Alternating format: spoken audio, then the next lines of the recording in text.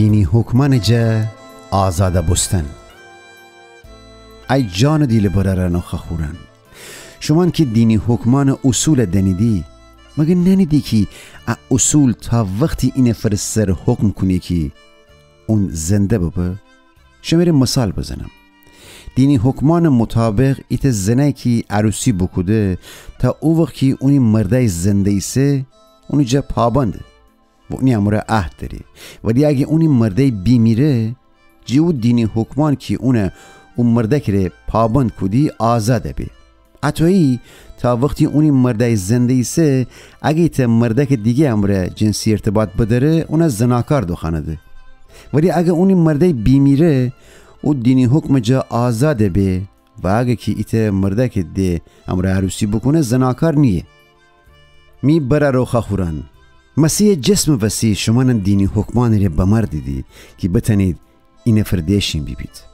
اونی که جی مردیان ویری زنه ببسته هنه وسیع تنیم خدا رو خورم محصول بوریم. او وقت که هنو امی کون ذات امی وجود سر حکم داشتی او حوثنی که پرج گناه بو امی وجودی میان کار کدی و دینی حکمان امری انتریک کدی و تترج مرگیر محصول آوردیمی، ولی اصلا جه دینی حکمان آزاده بستیم چونکه اونی رو بمردیم و دی اونی قدرت غلام نیم.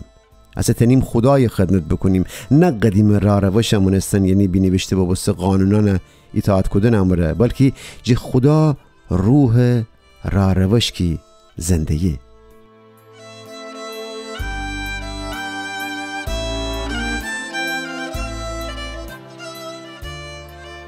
گناه و دینی حکمان. پس مگه منظور اینه که دینی حکمان گناه جا آلوده ایسه؟ معلومه که نیه. رسرسی ان دینی حکمان بو که می گناه مره نشانده ای.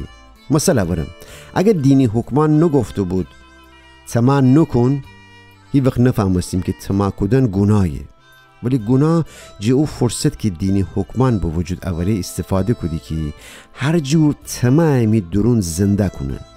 اگه دینی حکمان نمانستی بی گناه اجور قدرت به دست نوردی.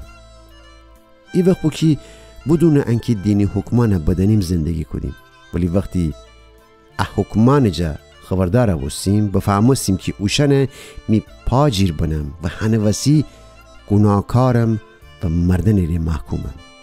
او خورم حکمانی که انتظار داشتیم زندگی را روش مرا نشان بدد، می مردن و محکوم بستن باعث ببستده. گناه مرا گول بزیه و پاک الهی حکمان مرا مردن ری محکوم بکده، ولی تمام اشان همه هیچ ذره بدگمان نیم که دینی حکمان خوره خیلی خوب و مقدس و انصاف امره ایست، ولی اشان چطور امکان داره؟ اگه دینی حکمان می محکوم و هلاکت بستن باعث بسته چطور تنه خوب ببه؟ حقیقت اینه که دینی حکمان خوب بده، ولی گناه بو که جه ایت خورم افزار سو استفاده بکده که می محکوم بستن باعث ببه. فندیرید که گناه چندر پلیده که خو مقصد فرستن ره، یعنی می جه بینشون وسی جه دین و خدا خورم حکمان سو استفاده کنی.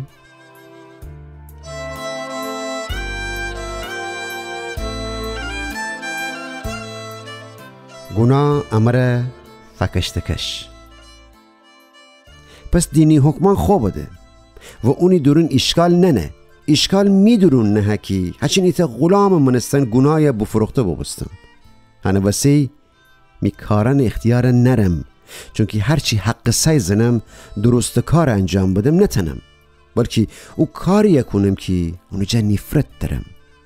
خب دنم که اون چی انجام دم اشتباهه و می دلگیر وجدانم مرا نشان ده که دینی حکمان خوبی قبیل دارم، ولی هیچ کار جمی دست جبر نه، چونکه اونی که یک کار نکنی من نیم. گناه که می درون ایسه مرا و داره که اجور ناجور کارم بکنم، چونکه اون میجا پرزورتره. اصلا مرا ثابت بوسته که ان نفس ذات خاطر وسی می وجود جسر تا پا فاسده، ولی هرچی حق سای زنم نتنم مرا ودارم که خورم کاران بکنم. خواهیم خوب ببم ولی نتنم. خواهیم خوب و درست کار ببم، درست کاران انجام بدم ولی قدرت نرم. حق سعی زنم کاری نکنم که برج گناه ببم ولی بی اراده گناه کنم. پس اگه ایتا کار کنم که نخواهیم، پر معلومه که مشکل کویه نه. گناه هنو مرا خود چنگ میان اسیر داره. حقیقت می زندگی درون تجربه بکنم که هر وقت خواهیم خورم کار بکنم میره بی اراده ناجور کار کنم. خدا حکمان می دیل امره دوست دارم ولی می درون ایتا ده قدرت نه که می فکر امره دعوا داره. قدرت مرا گناه غلام چکونه او گناه که هنو می درون نه. که چندر بیچاریم کی تنیم مرا هم مرگ ذات جا آزاده کنه. خدای شکر، خدای شکر اکار خداوند عیسی مسیح انجام